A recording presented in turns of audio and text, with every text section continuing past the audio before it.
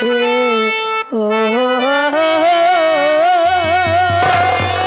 अरे डोलिया चढ़ के साथे गईली गवनवा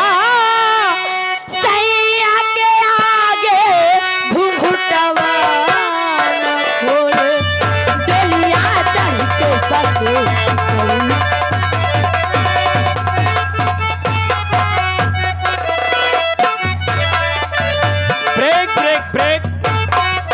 चढ़ के साथे गईली गवनवा डोलिया चढ़ के साथे गईली गवनवा सैया के आगे घुंघुटवा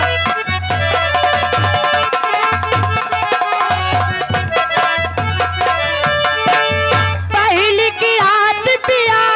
औले समौरी बैठी गोड़वरी आराम करे लऊ चरौरी अरे लऊ चरौरी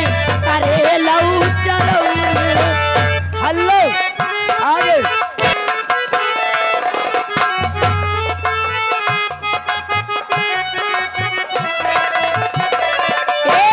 पहिल की रात पिया औले समौरी बैठी गोड़वरी आराम करे लऊ चरौरी करे लऊ चरौरी काहे खान खान करे हो काहे खान खान करे हाथ के कंगनवा सैया के आगे घुंघटवा काहे खान खान करे हाथ के कंगनवा सैया के आगे घुंघटवा हेलो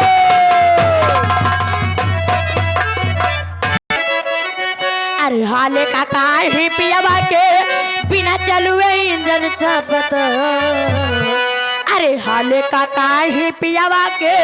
बिना चलुए इंजन चपत अरे नया नया डरई बरहा हरना भई भई भई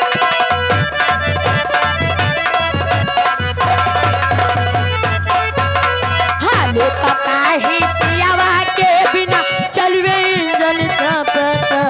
हाले काका ही पियावा के बिना चलुए इंजन चपत नया नया डरई बरहा हर break break break Ram ji कई मुहनी रही मूर्तिया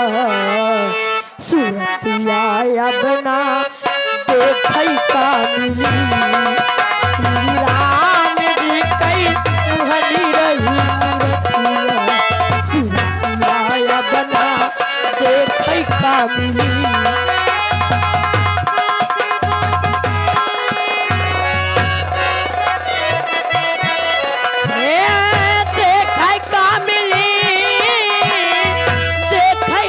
मिली श्री राम जी कई मुहनी रही मूर्तिया सूरतिया बना देखे का मिली श्री राम जी कई हेलो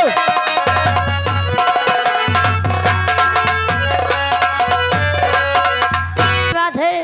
हमारे दादाजी हम लोगों को छोड़ के चले गए। आज उनके अंतिम यात्रा में हमारे पूरे कलाकार शामिल हुए हैं। भगवान उनकी आत्मा को शांति दे। क्यों नहीं मास्टर साहब हेलो हेलो ये